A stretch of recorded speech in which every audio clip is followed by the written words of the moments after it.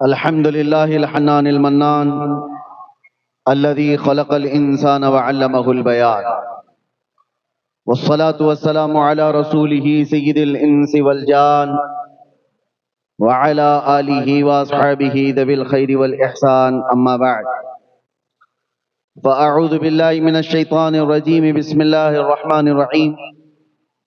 وما أمروا إلا ليعبدوا الله مخلصين له الدين حنفاء ويقيموا الصلاة ويؤتوا الزكاة وذلك الدين القيمة. صدق اللہ مولانا العظیم. بارگاہ رسالت معاب صلی اللہ تعالی علیہ وسلم میں درود پاک کا ہدیہ پیش کریں. اللہم صلی علی سیدنا محمد معدن الجود والکرم وآلہ واصحابہ الکرام وابنہ الکریم وبارک وسلم صلاة دائمتا سرمدا ابدا. اللہ تعالیٰ کا کروڑا شکر و احسان کہ آج ایک خدا کو ماننے والی اس قوم نے اس رب ذوالجلال کے حضور حاضر ہونے کے لیے، اپنی پیشانیاں جھکانے کے لیے بیت اللہ کی تعمیر کی ہے. آج ہم اس مسجد کی افتتاحی تقریب میں حاضر ہیں. مسجد اللہ کا گھر ہے، جیسے ہر مسلمان کو معلوم ہے. گھر رہنے کے لیے نہیں ہے. کوئی اگر عقل سے پیدل آدمی یہ پوچھنے لگ جائے کہ اگر یہ گھر ہے تو کیا اللہ اس میں رہتا ہے؟ ہر گھر رہنے کے لیے نہیں ہوتا. اللہ تبارک و تعالیٰ سے اس کو نسبت دی گئی ہے کہ گھر رہنے کا نہیں ہے، بلکہ اس کی ملکیت، اس کا مالک صرف اللہ ہے. اسی لیے سب سے پہلے مسجد کے جو ذمہ دار بنتے ہیں، کمیٹی بنے، صدر بنے، اراکین بنے ہیں، ان کو سب سے پہلے یہ سوچ لینا چاہیے میں اس مسجد کا مالک نہیں، خادم ہوں. مالک صرف اللہ ہے.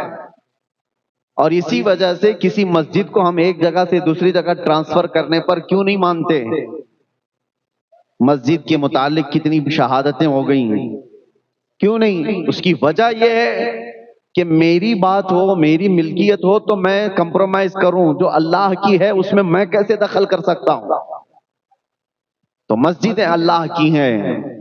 اور آج شہر رانی بن نور کی اس سرزمین پر جو یہ لہلاتا ہوا چمن دکھ رہا ہے، اس کی ایک تاریخ بھی میں بتا دوں.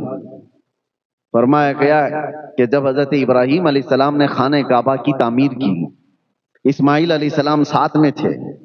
پورا کعبہ جب بن گیا تو آپ نے دعا کی تھی، ربنا تقبل منا انک انت السمیع العلیم. اے ہمارے رب، ہماری جانب سے اس کام کو قبول فرما لے، بے شک تو سننے جاننے والا. جب خانہ کعبہ کی تعمیر مکمل ہوئی تو اس کے جو سامان تھوڑے سے بچے، مٹی، گارا، جو بھی جس چیز سے بن رہی تھی، تو ابراہیم علیہ السلام کو حکم ہوا کہ وہ مٹی اٹھا کر کے ہوا میں پھینک دیں. آپ نے وہ بچی ہوئی مٹی، گھر بنانے کے بعد کچھ تو بچتا ہے نا، کعبہ بنانے کے بعد جو بچا تھا، ابراہیم علیہ السلام نے اس کو ہوا میں اس طرح اچھال دیا. مفسرین فرماتے ہیں اس مٹی کے قطرے پوری دنیا میں پھیلائے گئے، اور جس زمین پر قطرہ گرا وہاں قیامت سے پہلے مسجد بنا دی جاتی ہے. قیامت سے پہلے جہاں وہ ذرہ گرا ہے خانہ کعبہ کی بچت کا، مسجد بن کر رہے گی. اب سمجھ میں یہ آیا کہ مسجد یہاں پر بنی ہے تو یہ کسی کے مال لگنے سے یا کسی کے محنت لگنے سے نہیں، یہ تو برسوں پہلے زمین پر لکھا گیا ہے کہ یہاں مسجد بننے والی ہے. خانہ کعبہ کی بچی ہوئی چیز یہاں پر بھی گری ہوگی، اس کا حصہ یہاں پر بھی ہوگا. اسی لیے آپ لوگ اس میں زیادہ ٹینشن لینے کی ضرورت نہیں. جہاں پر روئے زمین پر وہ ابراہیم علیہ السلام کی اچھالی ہوئی مٹی کا ذرہ گرا ہوگا، وہاں پر بن کر رہے گی، کسی کا باپ بھی روک نہیں سکے گا. مسجد بنے گی. اور دوسری بات یہ، مسجد کی تعمیر کے بعد ایک عقیدہ بھی میں آپ کو دینا چاہتا ہوں، بلکہ ہر مسلمان کا یہ عقیدہ ہے. اتنا سجایا آپ نے مسجد کو، لاکھوں اس میں خرچہ کیے ہیں، اس کے دیوار سے لے کر اس کے ممبر، اس کے محراب، اس کی قالین، اس کے جھومر، اس ساری چیزوں سے اس کو رنگ و روغن سے سجا دیا ہے. اور اس لیے بھی میں اس کو غلط نہیں ٹھہرا رہا، ہونا یہی چاہیے کہ ہمارا گھر جتنا نہ سجے اس سے کئی درجے زیادہ اللہ کا گھر سجا ہوا ہو۔ پہلے تو بزرگوں کا یہ معمول ہوتا تھا کہ مسجد سے اوپر کسی کا مکان نہیں ہوتا تھا، مسجد سے اونچا گلی میں کسی کا مکان نہیں ہوتا تھا کہ اللہ کا گھر ہے اس سے بڑا گھر کسی کا نہیں ہونا چاہیے۔ خانہ کعبہ پر بھی یہی تھا معمول۔ یہ تو اب کے ظالموں نے بڑی بڑی اونچی بلڈنگیں بنائی ہیں، برسوں سے وہاں پر بھی تابعین یہ کہتے تھے خانہ کعبہ بیت اللہ جتنی اونچی تعمیر ہے اس سے اونچی تعمیر اس زمانے میں کسی کے گھر کی نہیں تھی، ہونا بھی یہی چاہیے۔ ہم اپنی استطاعت کے مطابق اللہ کے گھر کو خوب سجاتے ہیں، آپ نے بھی بہت سجایا ہے، آج اس کا افتتاح ہے، لیکن ایک سوال کبھی آپ کمیٹی والوں سے کرتے، امام سے کرتے کہ یہ پورا مکان اللہ کا، یہ گھر پورا سج تو چکا ہے لیکن اس میں کہیں خدا کی تصویر کیوں نہیں ہے؟ خدا یہاں پر دکھتا کیوں نہیں ہے؟ سارا سامان تو لگایا، آج تک کسی نے یہ سوال کیا نہیں۔ ہم پیدائشی عقیدہ یہ لے کر کے آ رہے ہیں، یہ دنیا کی واحد قوم ہے مسلمان جو بغیر دیکھے اللہ کی بارگاہ میں سر بسجود ہوتی ہے۔ وہ دوسری قومیں ہیں جن کو جھکنے کے لیے سامنے دیکھنا پڑتا ہے، اور قرآن میں مولا نے ہماری تعریف میں یہ فرمایا یؤمنون بالغیب، یہ وہ لوگ ہیں جو غیب پر ایمان لاتے ہیں۔ تمہیں کس نے کہا کہ اللہ ہے؟ صرف میرے عزیزو ہم نے جو رب تبارک و تعالیٰ کے وجود کو پہچانا ہے وہ کس کے ذریعے سے؟ محمد رسول اللہ کی ذات سے۔ میرے آقا صلی اللہ تعالیٰ علیہ وسلم نے فرمایا اللہ ہے تو ہم نے اس کو تسلیم کر لیا، اللہ ہے۔ اب یہاں پر بہت سارے ملحدین جو آج کے زمانے میں ایتھیزم جو پھیلا ہوا ہے، ایک عجیب سی بات ہے، وہ بہت ساری چیزوں کو ایکسپٹ کرتے ہیں اور کچھ چیزوں کو ایسا اگنور کرتے ہیں، نکارتے ہیں۔ حیرت کی بات ہے، ایک نوجوان لڑکا ہے، اس سے میں نے پوچھا، کہا کہ ہم سائنٹیفک بات کرتے ہیں، جو چیز دکھ رہی ہے ہم اس کو مان رہے ہیں، جو چیز نہیں دکھ رہی ہے آپ خدا کے ہونے کو کیوں ہم کو منوا رہے ہیں؟ خدا کو کسی نے دیکھا ہے تو نہیں دیکھا تو ہم کیوں مانیں؟ اور جو چیز دیکھی ہے اس کو تو ہم مانتے ہیں۔ تو میں نے کہا اگر یہی اصول ہے تو مجھے بتاؤ، چاند کی زمین، چاند کے اوپر جانے کے بعد وہاں کی زمین، وہاں کی گریویٹی کیسی ہے؟ کہا وہ زمین کے برابر نہیں ہے، گریویٹی نہیں ہے۔ چاند پر جانے کے بعد وہاں کی گریویٹی، زمین کی گریویٹی بہت الگ ہو جاتی ہے، وہاں کا سب کچھ الگ ہے۔ ہاں یہ بات تو ٹھیک ہے۔ سورج کے اندر کتنے سیلسیس ڈگری پاور ہے، کتنی گرمی ہے؟ اس نے کہا کہ اتنے ہوتا ہے، اتنے لاکھ سیلسیس ڈگری کی گرمی اس کے اندر ہوتی ہے۔ اب ہم نے ان سے یہی سوال کیا، کیا تم گئے تھے چاند میں یا تمہارا باپ گیا تھا؟ اور سورج کی اس گرمی کو کون ناپ کر کے دیکھا ہے؟ کہا فلاں سائنٹسٹ نے کہا ہے۔ چاند کے بارے میں کہا نیل آرمسٹرانگ گیا تھا اور اس نے بتایا وہاں کی مٹی ایسی ہے، فلاں ایسا۔ کہا فرق تو یہی ہے، تو بھی سنی ہوئی بات کو ہی مان رہا ہے، ہم بھی سنی ہوئی بات کو مان رہے ہیں، اور تو نیل آرمسٹرانگ کا مرید ہے اور میں محمد الرسول اللہ۔ تو دنیا کے ایک سائنسدان کی بات پر یقین کر کے بیٹھا ہوا ہے، چاند ایسا ہے، تو خود بھی نہیں گیا۔ کہتا ہے کہ سائنس نے ترقی کی، سائنس بھی کسی کی بات پر ہی چل رہا ہے، وہ چاہے نیوٹن ہو، آئنسٹائن ہو، ڈارون ہو، ان کی جو تھیوریاں چل رہی ہیں، دنیا بڑی بیوقوف بن جاتی ہے۔ یہ لوگ بیٹھ کر کے ڈیبیٹ کرتے ہیں، ان سے پوچھو کیا یہ تھیوری تمہاری ہے، تم نے مشاہدہ کیا؟ کہ نہیں، فلاں سائنٹسٹ نے، فلاں سائنٹسٹ کی بات پر تو تجھے یقین ہے، اور ہمیں غوث و خواجہ کی بات پر کیوں نہ یقین ہو؟ اور رہی بات تم کہتے ہو جو چیز دیکھی ہوئی ہے اسی کو مانا جاتا ہے، جو چیز دیکھی ہوئی ہے اسی کو مانتے ہیں ہم۔ تم نے نہیں دیکھا کہ چاند کی زمین کیسی ہے، ایک سائنسدان نے دیکھا چاند کی زمین ایسی ہے، تم نے مان لیا، اور ہم سے کہتے ہو خدا نہیں دیکھا تو کیوں مانتے ہو؟ ہاں میں نے نہیں دیکھا، معراج کی شب میرے مصطفیٰ نے ضرور دیکھا، میرے مصطفیٰ نے دیکھا ہے، اسی لیے ہم نے رب کو پہچانا ہے تو میرے مصطفیٰ کے دروازے سے، اور جو اس دروازے سے مضبوطی کے ساتھ لگا ہے اس کو اعلیٰ حضرت فرماتے ہیں بخدا خدا کا یہی ہے در، نہیں اور کوئی مفر مقر، جو وہاں پہ ہو یہی آ کے ہو، اور جو یہاں نہیں تو وہاں نہیں۔ یہ ہے ہمارا طریقہ استدلال۔ رب تبارک و تعالیٰ کے وجود کے بارے میں وہ کسی اور ٹاپک پر یا کسی اور موقع پر عرض کریں، لیکن آج ہم اللہ کے اس مقدس گھر میں آئے ہیں۔ اے مسلمانوں، میں دلیل کے طور پر یہ نہیں کہہ رہا ہوں، ویسے تو دلیل کے متعلق جب بزرگان دین سے پوچھا گیا کہ آپ خدا کے ہونے پر یقین رکھتے ہیں، کیا دلیل ہے، انہوں نے تو بہت ایسی باتیں رکھی، کہا میں تو شہد کی مکھی کو دیکھ کر کے یقین رکھتا ہوں کہ اللہ ہے۔ کسی بزرگ نے کہا کیسے؟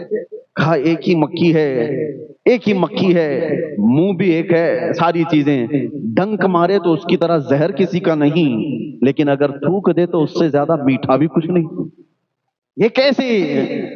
اور ایک دو نہیں، حضرت سفیان فرماتے ہیں کہ شہتوت کا درخت ہوتا ہے، اس کو ہرن بھی کھاتی ہے، شہد کی مکھی بھی اس کو چوستی ہے، اور اس کے علاوہ کئی جانور اس سے شہتوت کو کھاتے ہیں۔ شہد کی مکھی کھائے تو شہد دے، ہرن کھائے تو مشک اور نافع، اور بکری اور گائے کھائیں تو دودھ، سب ایک ہی چیز سے لے رہے ہیں، لیکن دینے والی چیزیں ان کے اندر بدل جاتی ہیں۔ کہا کہ تمہارے اندر، ایک بزرگ ہیں فرماتے ہیں کہ ہماری ذات میں ہی اتنی چیزیں ہیں اللہ کے ہونے پر، اللہ کی نشانیوں کے لیے۔ قرآن خود کہتے ہیں وَفِي أَنفُسِكُمْ أَفَلَا تُبْصِرُونَ، تمہاری ذات میں میری نشانیاں ہیں، دیکھتے کیوں نہیں؟ ایک روٹی کا ٹکڑا، ایک روٹی لے کے آؤ، ہاں اس پر سب کا کنٹرول ہے۔ اگر گیہوں کی روٹی ہے تو کسان نے بویا ہوگا، فصل اگایا ہوگا، کٹائی کیا ہوگا، اس کے بعد بازار میں گیہوں آئے ہوں گے، وہاں تک بھی کتنے گیہوں آپ کو خریدنا ہے وہ آپ کا اختیار ہے، 1 کلو لینا ہے، 2 کلو لینا ہے آپ لوگ، آٹا باریک پسوانا ہے، موٹا پسوانا آپ کا اختیار ہے، آٹے کے بعد روٹی بڑی بنانا ہے، چھوٹی بنانا ہے آپ کا اختیار ہے، تیل والی بنانا ہے، سوکھی بنانا ہے آپ کا اختیار ہے، روٹی بیل کر کے بنانا ہے، ہاتھ سے مار کے بنانا ہے آپ کا اختیار ہے۔ روٹی پوری بن گئی، لقمے 4 کر کے کھانا ہے کہ 6 کر کے کھانا ہے آپ کا اختیار، سب یہاں تک تو تمہارا اختیار۔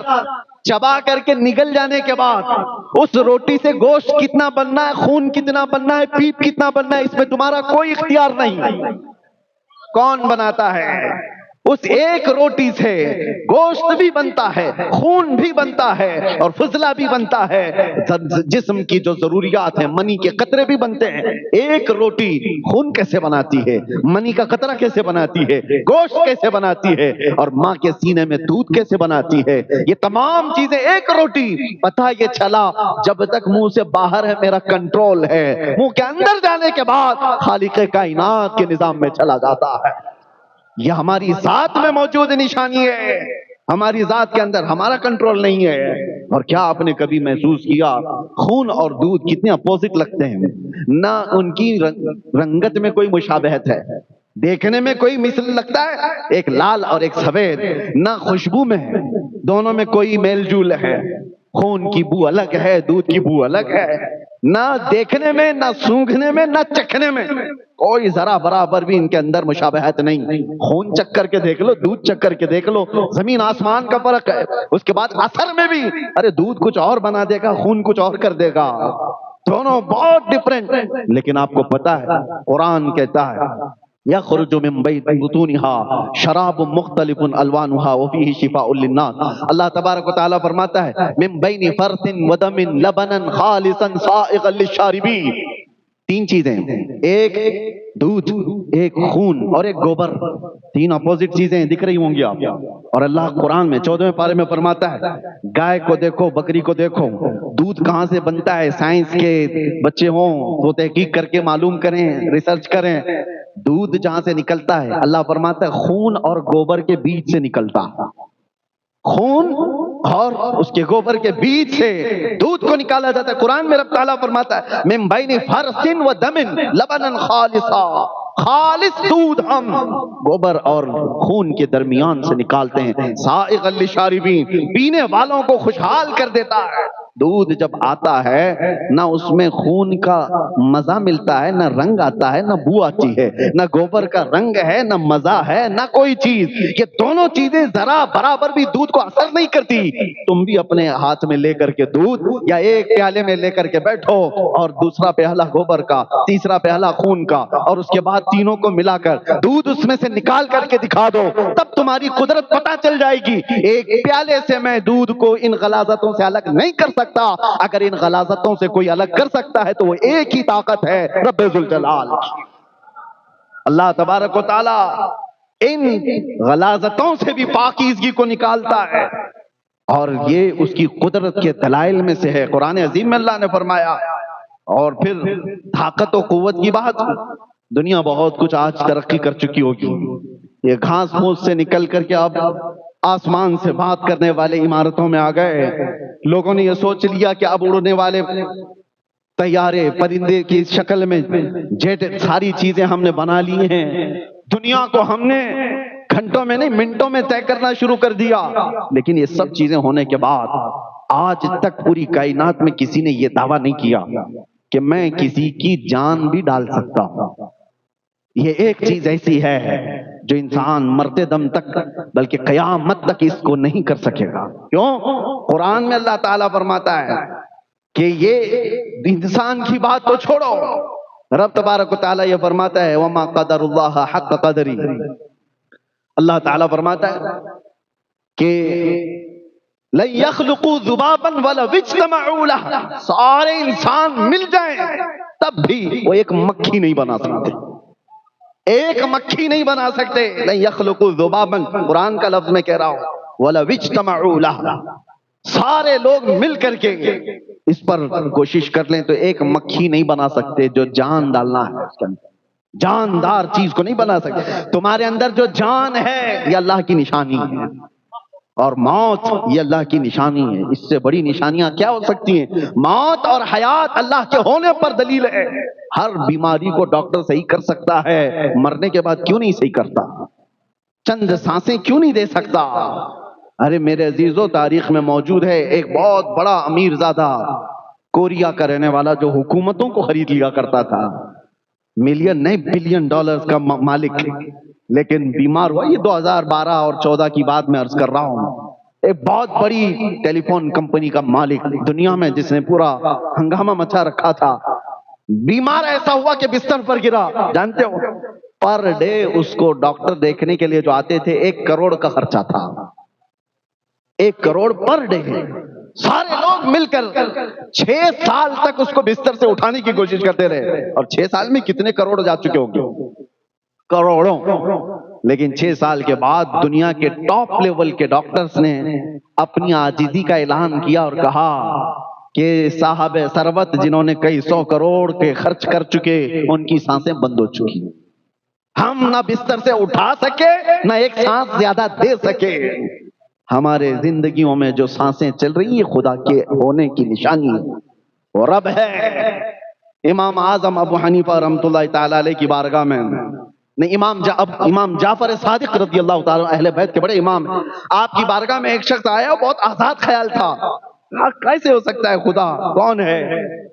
آپ نے کچھ نہیں، جواب دینے کے ائمہ کے انداز الگ الگ ہیں۔ آپ نے کہا کبھی سمندر کا سفر کیا؟ کہا ہاں میں نے کیا ہے۔ کیا کبھی سمندر کا خوفناک سفر بھی دیکھا؟ سمندر کے سفر اچھے بھی ہوتے ہیں، بہت سخت بھی ہوتے ہیں، خوفناک بھی ہو جاتے ہیں۔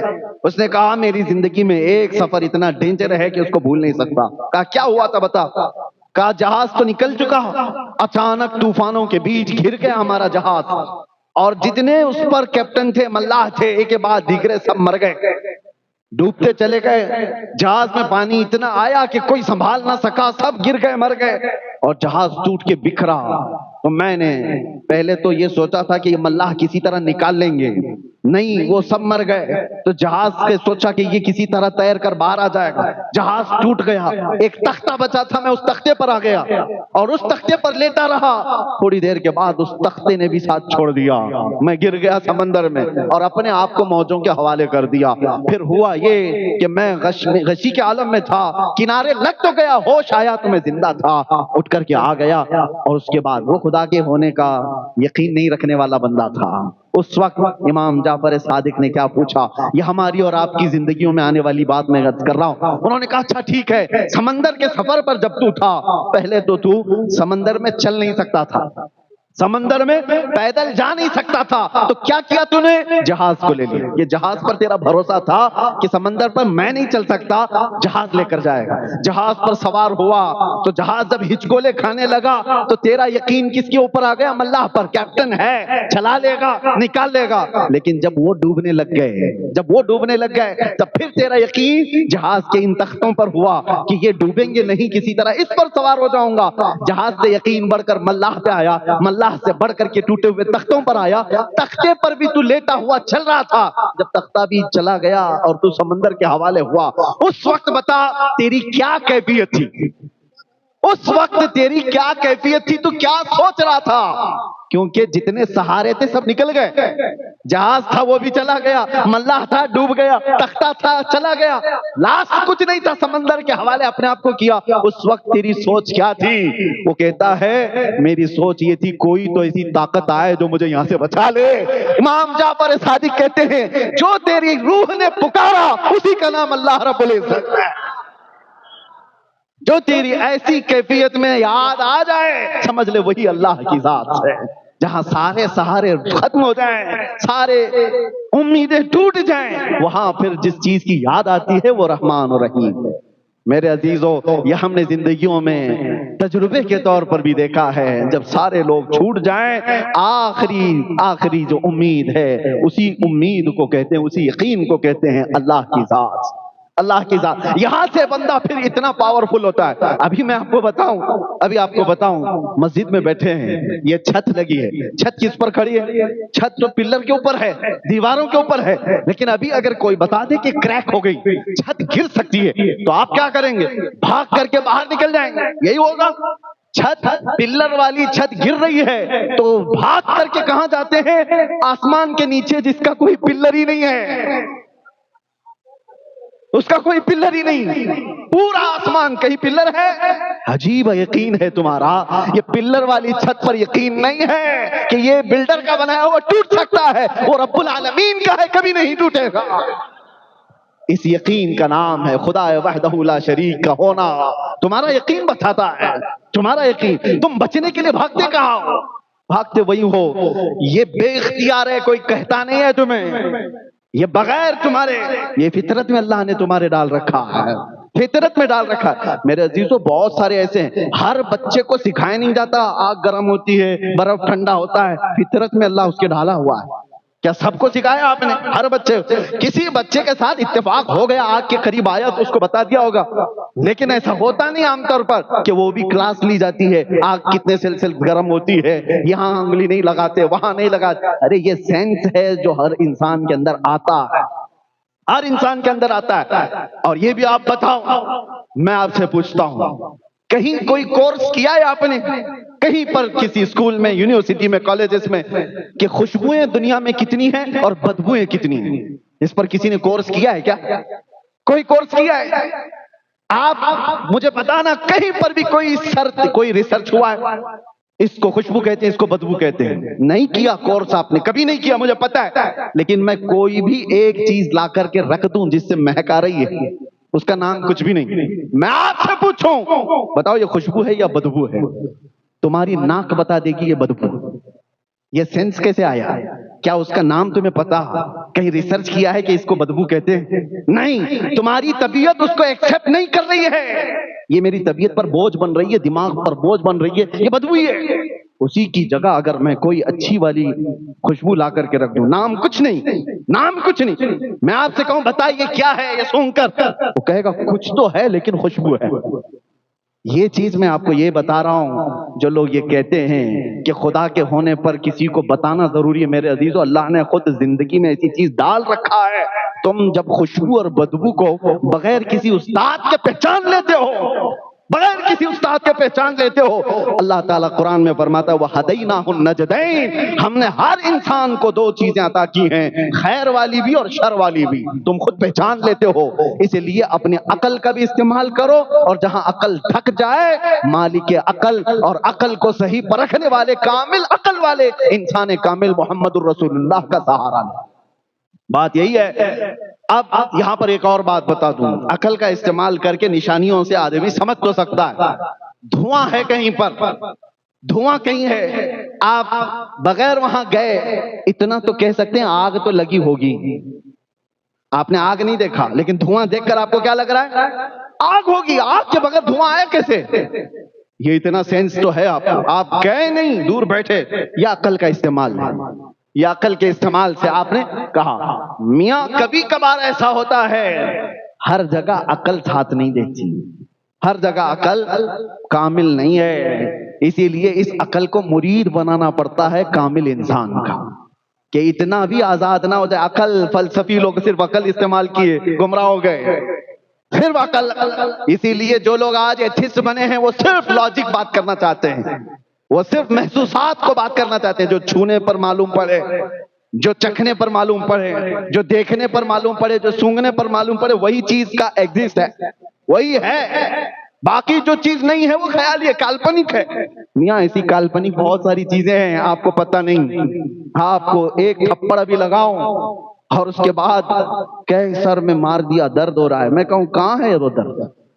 نہ چکھنے سے لگتا ہے، نہ سونگنے سے لگتا ہے، نہ دیکھنے سے لگتا ہے. احساس ہے، درد کا احساس ہے، وہ دکھتا کچھ نہیں. کوئی چیزیں ایسی ہیں جو ہیں ان کا ایگزسٹ ہے لیکن اس کو احساس کرنا پڑتا ہے. یہ ساری باتیں عقل والوں کے لیے میں نے کہا.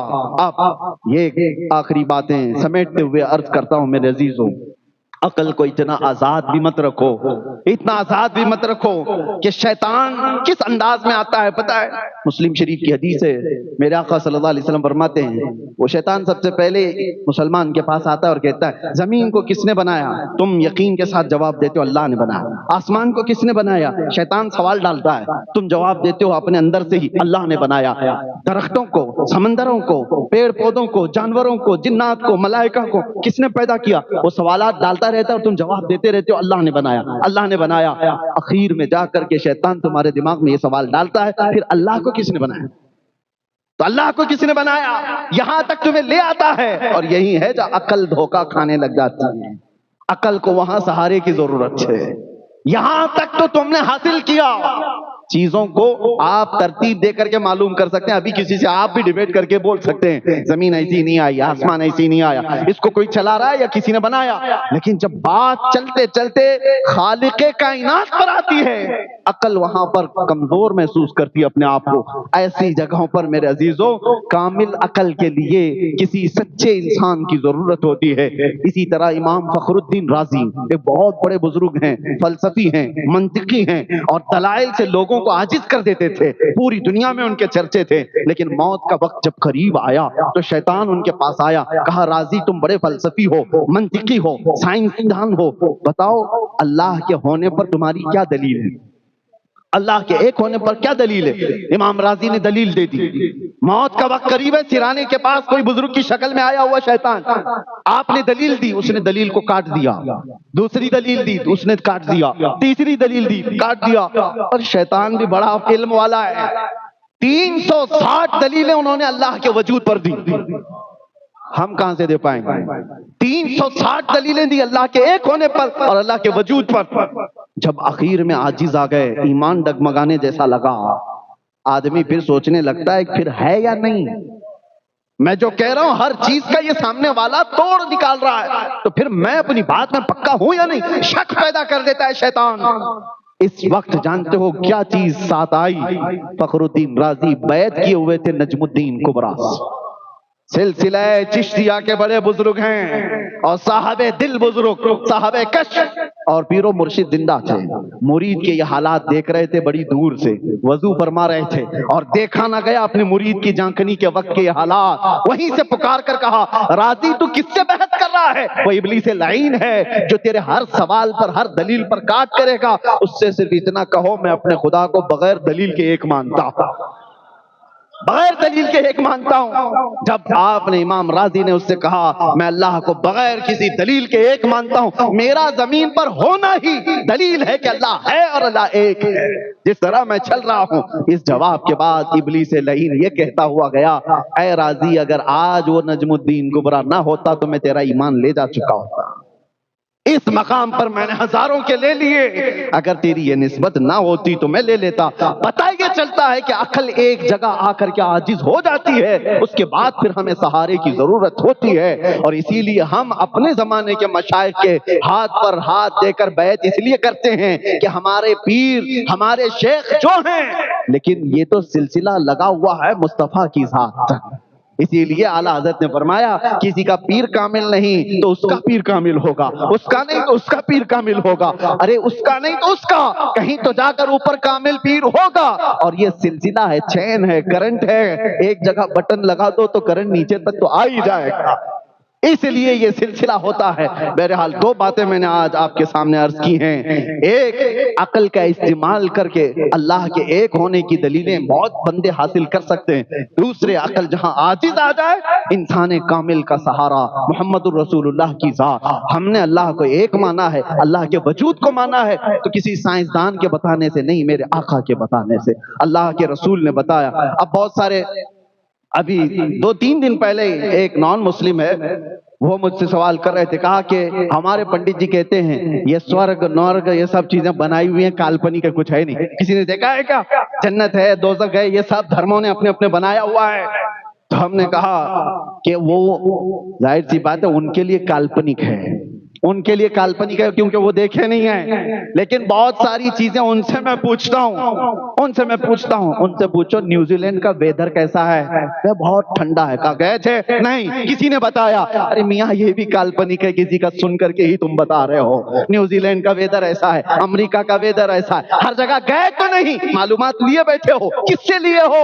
کوئی تو سورس ہے، اور جو بتایا ہوا اس پر تمہیں اتنا یقین ہے۔ کسی نے کہہ دیا کہ نیوزی لینڈ میں بہت ٹھنڈی ہے، مان لیا، امریکہ میں گرمی ہے، مان لیا، اور تم جب انسانوں کی بات مان لیتے ہو، ہم نے دیکھا میرے آقا نے فرمایا اللہ رب العزت رحمان ہے، ہم نے مانا، اللہ کے رسول نے کہا وہ رحیم ہے، ہم نے مانا، اللہ کے نبی نے کہا وہ مالک الملک ذو الجلال والاکرام ہے، ہم نے مانا۔ فرق صرف اتنا ہے کہ تم چلتے پھرتے آوارہ لوگوں کی مانتے ہو، ہم کائنات کے مالک و مختار کی مانتے ہیں۔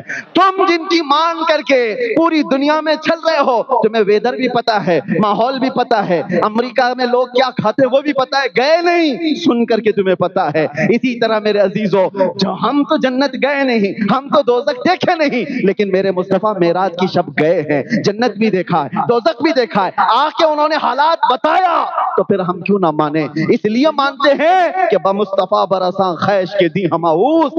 اقبال نے کہا اپنے آپ کو رسول اللہ کے قدموں تک پہنچا دے، یہی دین ہے۔ کربہو نہ رسیدی تمام ابو لہبی، اگر ان کی بات نہیں مانا تو زندگی ابو لہب کی طرح۔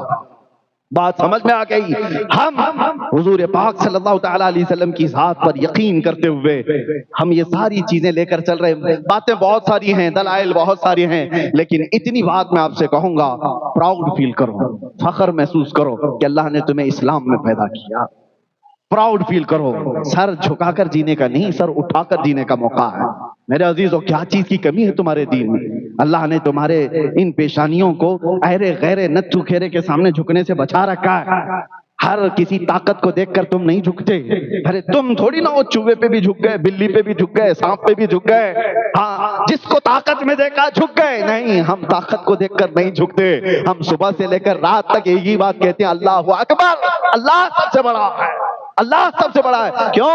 ہم آئے تھے دنیا میں تو کان میں سب سے پہلے یہی کہا گیا تھا، اللہ اکبر، اور جب دنیا سے جا رہے ہوں گے جنازہ رکھ کر کے بھی امام صاحب کیا کہیں گے؟ اللہ اکبر، اللہ سب سے بڑا ہے۔ یہ مسلمان ہے جس کا عقیدہ ہے۔ ہر کسی کے سامنے اللہ نے تمہاری پیشانی کو جھکنے نہیں دیا۔ یہ کتنی عزت والی بات ہے، اللہ نے تمہیں محترم رکھا ہے، مقدس رکھا ہے، اور پاک اتنا رکھا کہ حلال و حرام کی تمیز دنیا میں دوسرے جگہوں پر کہیں نہیں ہے۔ آپ کیا ہیں؟ آپ کیا؟ جو بھی انسان کی فطرت کو میل نہیں کھاتی وہ تمہارے لیے جائز نہیں رکھا گیا۔ تمہیں ایسا نہیں رکھا گیا کہ تم پیشاب بھی پی لو، پخانہ بھی کھا لو، شراب بھی، ہر غلاظت، نہیں، تم انسان ہو، اور جو دنیا کیا سمجھتی ہے، شراب کیوں نہیں پی سکتے، وہ باقی ساری جو شراب پینے والا ماں اور بیوی میں فرق نہیں کر سکتا، بیٹی اور بہن میں فرق نہیں کر سکتا، اس کی عقل معوف ہو جاتی ہے۔ اور اسی لیے اسلام نے ہر ایسی چیز سے بچا رکھا ہے جو انسانیت کے اقدار سے گرا دیتی ہو، انسان کو انسانیت کے اخلاق سے گرا دیتی ہو۔ میرے عزیزوں، ایک ابھی واقعہ میرے پاس آیا ہوا ہے، ابھی ممبئی کی سرزمین پر ایک باپ نے اپنی بیٹی سے کئی مرتبہ زنا کیا۔ کیسے ہو سکتا ہے؟ اس کو گرفتار کیا گیا، ابھی بہت روتا ہے، مارا پولیس نے، بہت کچھ کیا، بہت لمبے کیسوں میں گیا، لیکن کنٹینیو روتا ہے۔ کہا کیسے؟ کہا نہیں، میں اپنی بیٹی سے بہت پیار کرتا ہوں، محبت کرتا ہوں، مجھ سے کیسے ہو گیا پتہ نہیں، میں نہیں کرنا چاہتا تھا، ہوا۔ ارے ایک بار نہیں، دو بار نہیں، کئی بار، اور جب حد سے تجاوز کر گیا تو یہ معاملہ سامنے آیا۔ باپ اپنی بیٹی سے، بعد میں ریزن، وجہ معلوم کی گئی، جب بھی یہ معاملہ وہ کرتا تھا تو نشہ میں دھت ہو کر کرتا۔ یہی چیز ہے، رب نے تمہیں محفوظ رکھا ہے، تم اپنے پیٹ سے، اپنے پشت سے پیدا ہونے والی بیٹی کی عزت کو تار تار کر سکتے ہو، تو پھر دنیا کہاں محفوظ رہے گی؟ شراب کو اللہ تعالیٰ نے کتنا تم سے دور رکھا، اور تاش کے پتے، آج بہت سارے لوگ یہ سمجھتے ہیں یہ گیمبلنگ تو ایک ہمارے لیے فیشن کی بات ہے، تم کیا سمجھتے ہو؟ جوا، سٹا، یہ ساری چیزوں میں جو لوگ بھی ملوث ہیں، کان کھول کر کے سنو، میرے آقا صلی اللہ علیہ وسلم نے فرمایا کہ جو جوا وغیرہ کھیلتا ہے، اگر وہ مسجد میں آ کر وضو بھی کرتا ہے تو گویا کہ خنزیر کے خون سے وہ وضو کر رہا، وہ اتنی غلاظت میں پڑا ہوا ہے کہ وضو بھی کرنے آتا ہے تو اپنے ہاتھ پیر کو خنزیر کے خون سے رنگ رہا ہے۔ یہ ساری، یہ بیڈنگ ہو، جو کچھ بھی، یہ سب اسلام نے تمہارے لیے نہیں رکھا، پاکیزہ دین ہے، پراؤڈ فیل کرو، فخر محسوس کرو۔ ارے گٹر نالی والے نہیں ہو، کچرے والی کوئی عید نہیں ہے تمہاری، جب بھی عید بھی آئے تو دیکھو تمہارے جسموں سے خوشبو مہکنے لگتی ہے، اوپر سے نیچے غسل سے ملبوس، اچھے کپڑوں میں ملبوس، عمدہ عطر میں، یہ سارے لوگ، ایسا لگتا ہے بہت سارے دوسرے لوگ بھی کہتے ہیں فرشتوں کی جماعت اتری ہوئی لگتی ہے۔ خوشیوں میں بھی اللہ تعالیٰ نے تمہیں پاکیزہ رکھا۔ دنیا خوشیاں منائے، ابھی 31 نائٹ، جانتے ہو آپ صرف انڈیا کے 5 اسٹیٹ کی بات بتا، 5 شہروں کی بات، ممبئی، کلکتہ، بنگلور، دلی، اور اس طرح کے 5 بڑے میٹروپولیٹن جو سٹیز ہیں، ان میں ایک رات میں 1700 کروڑ کی شراب پی گئی، ایک رات کی بات کر رہا ہوں۔ یہ عید منانے کا طریقہ ہے دنیا کا۔ میری کرسمس کہہ کر کے کتنی میریوں کی عزت لوٹ لی جاتی ہے، کتنوں کے ساتھ عام ہو جاتی ہے باتیں۔ تمہیں اللہ نے ہر چیز سے پاک رکھا ہے، کچرے سے بھی پاک رکھا ہے، ہر جگہ جھکنے سے بچا رکھا ہے، زبان پر تمہارے کیا جائے کیا نہ جائے وہ بھی پاک رکھا ہے۔ اور آپ بتاؤ، مرسیڈیز کار لیو ہو، مرسیڈیز کار، اور اس میں مٹی کا تیل، چمنی تیل ڈال کے چلاؤ گے، چلے گی؟ ارے اس کی عزت کی تار تار کر دیا تم نے، کب تک چلے گی؟ گھاسلٹ ڈال کر چلا رہے ہو۔ جو عمدہ گاڑی تھی اس کو اس کے شایع نشان کمپنی والے نے جو کہا تھا وہی پیٹرول ڈالتے، گاڑی بہت لمبی لانگ لائف چلتی، تم نے دوسری چیزوں کو رکھا تو گویا کہ اپنے اس گاڑی کو برباد کیا ہے۔ اسی طرح بلا تشبیہ بلا تمثیل، تمہیں کیا کھانا ہے کیا نہیں کھانا ہے وہی بتائے گا جس نے تمہیں پیدا کیا، وہ بہتر جانتا ہے کہ ہمارے لیے کون سی چیز ہے، حلال چیزیں، پاکیزہ چیزیں اس نے ہمارے لیے رکھ دیا، حرام کو ہم سے دور رکھا۔ کیوں؟ تمہارے اخلاق اعلیٰ ہوں، تمہاری آنکھیں پاک ہوں، تمہاری زبان طہارت کے ساتھ ہو، جب تم بولو تو لوگوں میں اثر ہونے لگ جائے، جب تم دیکھو تو لوگ تمہاری طرف مائل ہو جائیں۔ یہ کب ہوگا؟ جب رب تبارک و تعالیٰ کی منشا کے مطابق تم اپنی زندگی بناؤ، باقی تم اپنی مرضی سے جینے لگ جاؤ گے تو یہ پاکیزہ دین کو چھوڑ کر تم غیر کی اور دوسرے اپنے آپ کو برائیوں میں ملوث کرنے کی کوشش کر رہے ہو۔ اے نوجوانوں، خاص طور پر آج کے اس پرفتن دور میں نوجوانوں سے کہتا ہوں، نشہ نے ہمارے محلوں کو برباد کر رکھا ہے۔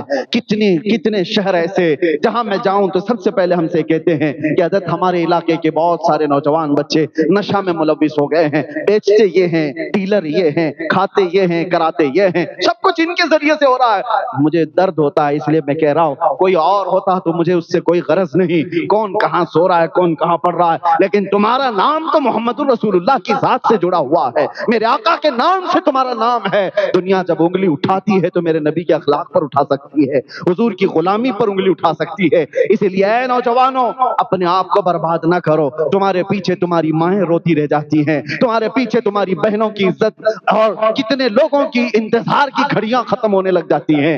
ایک جنازہ میں نے ایسا بھی پڑھایا جس کا باپ 5 سال کی بچی 5-6 سال کی بچی اس کو چھوڑ کر باپ چلا گیا، کیوں؟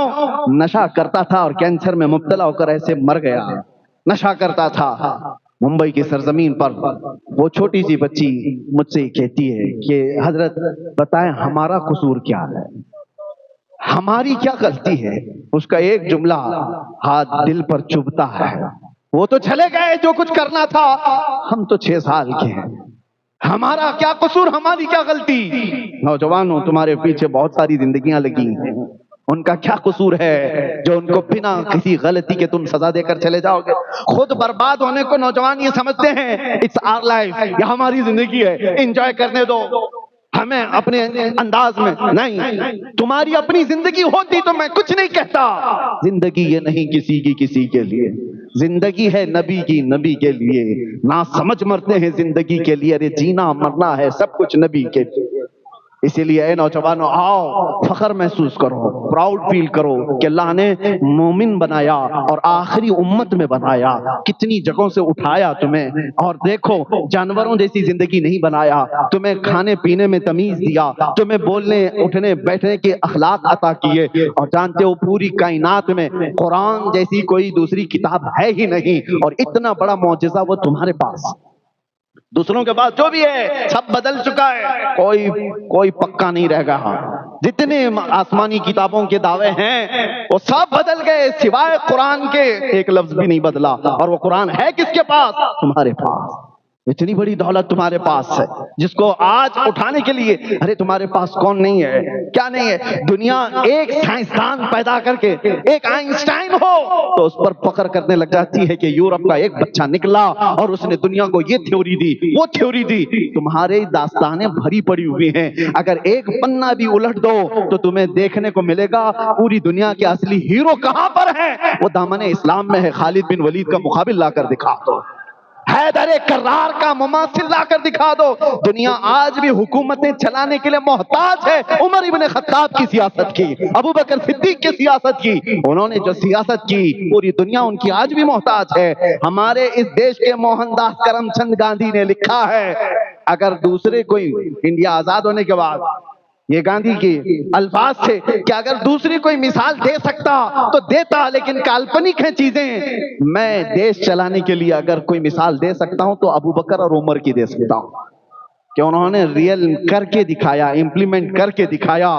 بہرحال میرے عزیزوں وقت جمعہ کا ہے اور بہت طویل ہو چکا، آج میں نے آپ کا وقت زیادہ اس لیے بھی لیا کہ یہ سال کا پہلا جمعہ ہے اور 2026 کا پہلا جمعہ ہے، اور پہلا جمعہ آپ کی مسجد کے افتتاح بھی ہے۔ ایسی کوئی سوچی سمجھی پلاننگ سے ہم نے یہ تاریخ نہیں دی تھی، اتفاق کی تاریخ یہ خالی تھی اور اصحاب نے اس تاریخ کو رکھا، لیکن میرا یہ یقین کہتا ہے اس سال کی شروعات جمعرات اور جمعہ سے ہو رہی ہے۔ اللہ کرے کہ پورا سال برکتوں والا ہو، امت مسلمہ کا سال ہو جائے اور ہمارے لیے خیر و سعادت اور برکتوں والا ہو جائے۔ یہ وقت بہت تیزی سے گزر رہا ہے، میں ایک بات بتا کر ختم کر دیتا ہوں، وقت جو ہے وہ کسی کے ہاتھ میں رکتا نہیں، رکتا ہے؟ روک نہیں سکتے، نہ تمہاری جوانی رکی، نہ تمہارا بچپنا روکا، بوڑھے لوگ بھی اپنا بڑھاپا بھی نہیں روک سکتے، کچھ نہیں رکتا، وقت تیزی سے چلا جائے گا۔ لیکن میرے عزیزو وقت نہیں جاتا ہے بلکہ ہماری زندگی جا رہی ہے۔ وقت جیسا ہے یہ روز مرہ کا سیم ہے، جنوری پھر آئے گا، ہم نہیں رہیں گے، ہو سکتا ہے ہم بدل رہے ہیں، وقت نہیں۔ لوگ یہ کہتے ہیں وقت بدل گیا، وقت نہیں، ہم بدلے ہوئے ہیں۔ ہم بچپن سے جوان ہوئے، جوان سے بوڑھے ہوئے، بوڑھے سے قبر میں، ہم بدلتے جا رہے ہیں۔ لیکن ایک بات، وقت پر کمانڈ کوئی حاصل کر سکتا ہے، کنٹرول حاصل کر سکتا ہے۔ ایک علاج دے دیتا ہوں، ایک نسخہ ہے، وقت کو اگر قابو میں کرنا ہے، روک کے رکھنا ہے ہر وقت تمہارا، ہر وقت، تو ایک نسخہ بتایا گیا میرے عزیزو، کیا ہے؟ وقت بیٹھے ہوئے پہ بھی گزرتا ہے، سوئے ہوئے پر بھی، کھڑے ہوئے پر بھی، مالدار پر بھی، غریب پر بھی، کسی کا کنٹرول نہیں۔ لیکن کچھ لوگ ایسے ہیں جو وقت پہ کنٹرول کر لیتے ہیں۔ کون ہیں وہ لوگ؟ وہ لوگ وہ ہیں جو وقت کی روح کو پکڑ لیا۔ وقت کی روح کیا ہے؟ وقت کی روح کا نام محمد الرسول اللہ، وہ ہر زمانے کے بادشاہ ہے، ہر زمانہ ان کا ہے. وقت کی روح کو جس نے پکڑ لیا تو اس نے وقت پر کنٹرول حاصل کر لیا ہے. پھر میں آپ کو بتاؤں ہر زمانہ ان کا ہے. آج کوئی اگر یہ مجھ سے کہے غریب نواز کا زمانہ کون سا تھا، ارے پاگل سوال غلط کر رہا ہے، یہ بھی زمانہ ان کا ہی ہے. ہر زمانہ. آج غریب نواز کا دور ہے کہ نہیں؟ غوث اعظم کا دور ہے یا نہیں؟ اعلیٰ حضرت امام اہل سنت کا دور ہے کہ نہیں؟ دور ختم نہیں ہوگا، وقت نہیں ختم ہوگا. وقت پر ان لوگوں نے کنٹرول حاصل کر لیا. اب 2026 آئے کہ 36 آئے کہ 46 آئے، سب ان کا. اسی لیے میں آپ سے بھی کہتا ہوں وقت کی روح کو پکڑ لو. صبح بھی تمہاری، دوپہر بھی تمہارا، شام بھی تمہاری. تمہارے کبھی بڑھاپے نہیں آتے. مجھ جیسے نکمے نے، ایک کمزور طالب علم نے دیکھا ہے. آج میں اپنے پرانے زمانے کو یاد کرتا ہوں، کاش وہ خالی اوقات جو ہوتے تھے بیٹھ کر بچوں کو پڑھا تھا، بخاری شریف کی تعلیم بھی دیتا. وقت اتنا مصروف ہو گیا کہ رہا ہی نہیں. میں نے یہ دیکھا ہے کہ میرے عزیزو بات رسول اللہ کی کرو، میرے مصطفیٰ کی عزت کی بات کرو تو ایسا وقت پر اللہ کمان دیتا ہے. جس جگہ جاؤ صبح بھی بھیڑ تمہارے پاس، دوپہر بھی بھیڑ تمہارے ساتھ، شام میں بھی بھیڑ تمہارے پاس. اور ایسا ہی نہیں، وقت ایک جگہ کا نہیں، ہر جگہ کا تمہارا ہے. ہندوستان میں ہو تو بھی تمہارا، افریقہ میں ہو تو بھی تمہارا، امریکہ میں ہو تو بھی تمہارا. کیوں؟ روح وقت کی بات کرو، ہر وقت تمہارا ہے. ان کی بات کرو، ہر دل پہ راج کرو. لبیک یا رسول اللہ، لبیک یا رسول اللہ، لبیک یا رسول اللہ. وآخر دعوانا ان الحمد للہ رب العالمین.